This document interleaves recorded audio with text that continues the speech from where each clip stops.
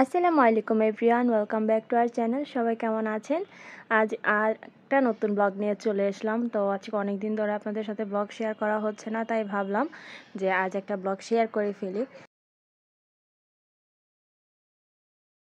আচ্ছা, আপনাদের ভাইয়া তো আম কিন্তু অলরেডি আমরা খেয়ে ফেলেছি। আপনার ভাইয়া আম পাঠিয়েছিল 20 কেজি অনলাইন থেকে।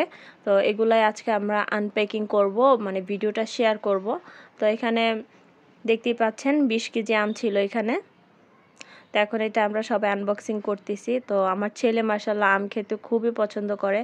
আমার ছেলে এবং আমার আম্মু, তো ওরা নানু নাতি মাশাআল্লাহ আম এত পছন্দ করে যে কি বলবো। আমার আম্মুর পছন্দের সাথে আমার ছেলের পছন্দ মানে সব মিলে যায়। আমার আম্মু দই আম এগুলা খেতে খুবই পছন্দ করে। ও সেরকম ব্যতিক্রম কোনো কিছুই নেই, ও সেম এগুলা খেতে খুবই পছন্দ করে। তো এখানে দাদু নাতি মিলে আমাকে সাহায্য করতেছিল বক্সটা খোলার জন্য। তো এখানে আমি একটা কেচি দিয়ে এগুলো কেটে নিচ্ছি। তো 20 কেজি আম, অনেকগুলো আম ছিল কিন্তু। তো আমার ছেলে কিন্তু অধীর আগ্রহে বসে আছে ও কখন আমগুলো দেখবে। যখন থেকে শুনেছে ওর আব্বু আম অর্ডার করেছে তখন থেকে পুরো পাগল হয়ে আছে যে কখন আম আসবে আম আসবে। তাই তো ওনারা প্যাকেজিংটা কিন্তু খুবই সুন্দর করে দিয়েছিল।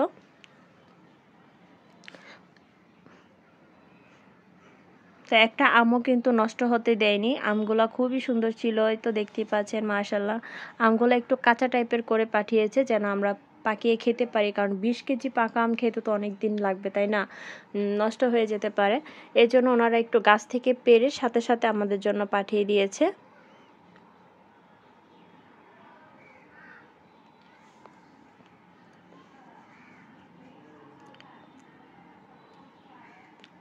তো এখানে প্রায় 105টা আমের মতো হয়েছিল। তো সবগুলো আমি এখন আস্তে আস্তে নামিয়ে নিচ্ছি। তো আমার ছেলেও কিন্তু সাথে বসে আছে, আমার শাশুড়ি আছে, ননদের মেয়েরা আছে। তো আমরা সবাই এখানে বসে এখন আমগুলা বের করতেছিলাম।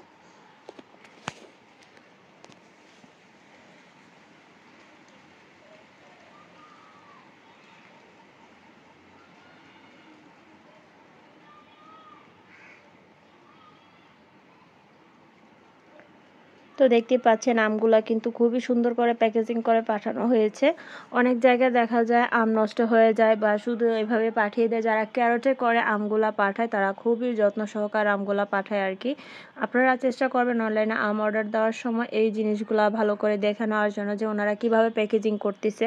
তো প্যাকেজিংয়ের উপরে কিন্তু আপনার আম ভালো খারাপের দিকটা থাকে। অনেক সময় আমরা যখন আম অর্ডার করি এইভাবে প্যাকেজিং করে দেয় না, ওনারা জাস্ট একটা খালি বস্তার ভিতরে ভরে দিয়ে দেয়। এরকম অনেক দেখেছি যাদের আম নষ্ট হয়ে গিয়েছে, আস্তে আস্তে মনে করেন আম একদম ভর্তা হয়ে গিয়েছে, পচে গেছে এরকম। তো আমাদের আমগুলা দেখতে পাচ্ছেন খুবই সুন্দর ছিল কিন্তু।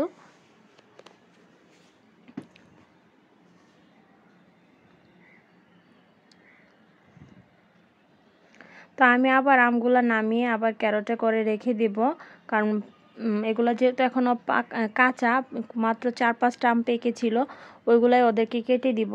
তো জাস্ট এটার ভিতরে যে গরমটা ছিল, যে 2-3 দিন এটার ভিতরে ছিল একটা গরম হাওয়া ঢুকে গেছে।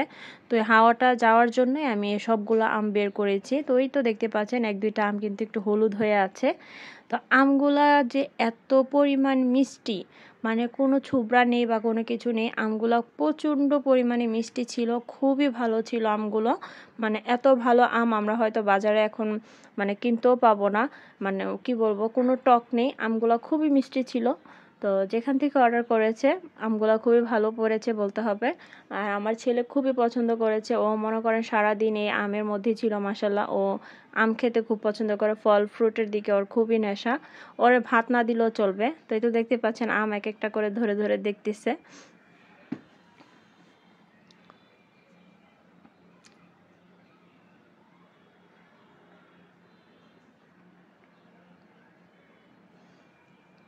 তো এখন ওকে আমি 1-2টা আম কেটে দিব। তো বলতেছে কখন খাবো। তো ওকে আর আমার ননদের মেয়েকে দুজনকে কেটে দিয়ে দিয়েছি, তো ওরা এখন খাবে। আর আমার ননদ বাইরে গিয়েছিল ডাক্তার দেখানোর জন্য, ওইখান থেকে উনি লিচু নিয়ে এসেছে। তো এগুলো বোম্বাই লিচু।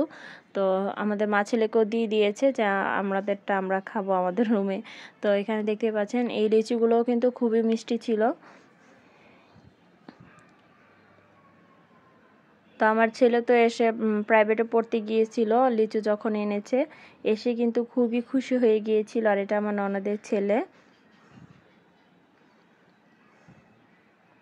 তো লিচুগুলো মাশাআল্লাহ ভালোই ছিল।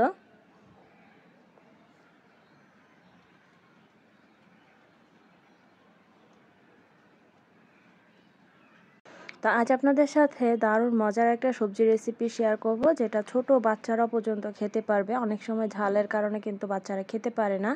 তো এখানে আমি একটা বড় ফ্রাই প্যান বসিয়ে দিয়েছি। তো এখানে আমি পেঁয়াজ কুচি দিয়ে দিলাম, প্রায় 1 কাপের উপরে হবে। তো পেঁয়াজ কুচিগুলো দিয়ে আমি ভালো করে লাল করে নিয়েছি। 2টা তেজপাতা দিয়েছি।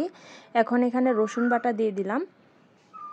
আসলে এই সবজিটা রান্না করা হয়েছে আমাদের পরিবারের সবচেয়ে ছোট সদস্যের জন্য। তো ওর বয়স কিন্তু এখনও 2 বছর হয়নি, 1.5 বছর চলতেছে। তো ওর জন্য আর কি সবজিটা মেন উদ্দেশ্য করে রান্না করা। খাবো তো আমরা সবাই, একদমই ঝাল দিইনি, এরকমভাবে রান্না করেছি। তো এখানে যে 1 চা চামচ মরিচ দেখতে পাইতেছেন, শুধু এটাই দিয়েছি, আর দিইনি।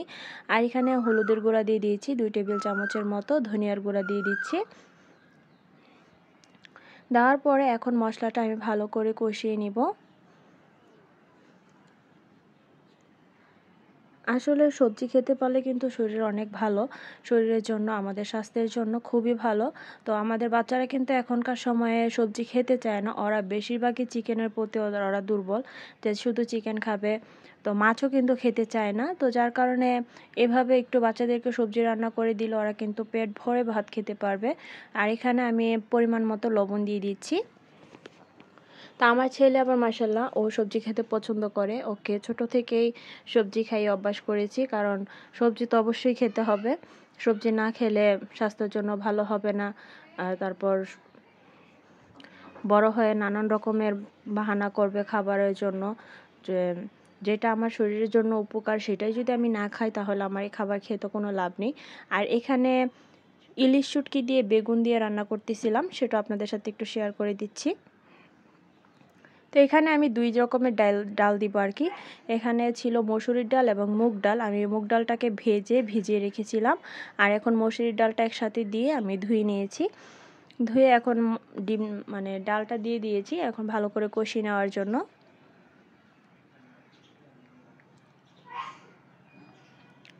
ডালে কিন্তু প্রচুর প্রোটিন থাকে, তাই না? ডাল কিন্তু আমাদের স্বাস্থ্যের জন্য খুবই উপকারী। বাচ্চাদেরকে অবশ্যই ডাল খাওয়ানোর অভ্যাস করবেন। তো আমাদের বাসায় বাচ্চারা অনেকেই সব মানে ডালের খুবই মানে কি বলবো, ওরা খুব ডাল প্রেমী, যদি ঘন করে ডাল রান্না করে দিই। এখানে আমি বরবটি, কাঁকরোল, গাজর, ফুলকপি, আলু, তারপর হ্যাঁ এগুলাই দিয়েছি। আর মিষ্টি কুমড়াটা আমি লাস্টে অ্যাড করব, একটু কষানো হলে, না হয় একদম ভর্তা হয়ে যাবে এই কারণে। তো চাল কুমড়া বাজারে পাইনি, পেলে চাল কুমড়া এবং লাউটা দিয়ে দেওয়া যেত। তো লাউর কথা অবশ্য মনে ছিল না, চাল কুমড়া মানে দেওয়ার উদ্দেশ্যে ছিল। তো চাল কুমড়াটা না পেয়ে আমরা চলে এসেছিলাম আর কি, আর গাজর এগুলা নিয়ে এসেছি। তো বাকি কোনো আর সবজি দিইনি। তো এখন সবজিগুলা দিয়ে ভালো করে কষিয়ে নিব। তো এই তো একটু কষানো হয়ে গেলে আমি এখানে যেই মিষ্টি কুমড়াগুলো কেটে রাখা হয়েছিল, মিষ্টি কুমড়াগুলো দিয়ে দিচ্ছি। এখানে কিন্তু চিচিঙ্গা মানে ধুন্দুল যেটাকে বলে, ওইটাও কিন্তু দেওয়া হয়েছে। এখন এই তো পানি দিয়ে দিয়েছি পরিমাণ মতো সিদ্ধ হওয়ার জন্য।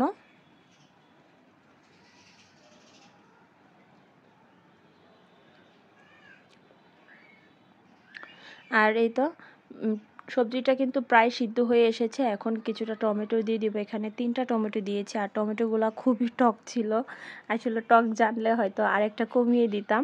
তো বাচ্চারা বলতেছে টক লাগতেছে, তা পরে দেখলাম যে না, টমেটোগুলোই টক, দেশি টমেটো ছিল তো ওর জন্য টক হয়ে গেছে একটু। আর এই তো বাগারের জন্য এখানে রসুন এবং পেঁয়াজ কুচি নিয়েছি, নিয়ে ভালো করে এখন ভেজে নিচ্ছি। আর সবজির ভিতরে এখন কয়েকটা কাঁচামরিচ দিয়ে দিচ্ছি, যেন কাঁচামরিচের ফ্লেভারটা, কাঁচামরিচটা কিন্তু আমি ছিঁড়ে দিইনি, আস্তেই দিয়ে দিয়েছি। তো সবজির পরিমাণ অনুযায়ী কিন্তু ঝাল একদমই দিইনি, আপনারা দেখতেই পেয়েছেন। শুধু 1 চা চামচ গুঁড়া মরিচ দিয়েছিলাম, এর বেশি আর দেওয়া হয়নি। আর এখানে পেঁয়াজ এবং রসুনটা লাল হয়ে গিয়েছে, আমি এখন বাগার দিয়ে দিলাম। এই বাগারটাই কিন্তু আপনার সবজিটা খেতে মানে দারুণ করে। সবজিতে রান্না করার সময় অবশ্যই বাগারটা দেওয়ার চেষ্টা করবেন। আমার সবজি রান্না কিন্তু প্রায় শেষ। এখন উপর থেকে কিছুটা ধনিয়া পাতা দিয়ে আমি নামিয়ে ফেলবো, বাস আমার সবজি রেডি। তো সবজিটা কিন্তু খুবই মজার হয়েছিল, বাচ্চারা খুবই পছন্দ করেছে এবং যার জন্য রান্না করা হয়েছিল সেও মাশাআল্লাহ খুব মজা করে খেয়েছে।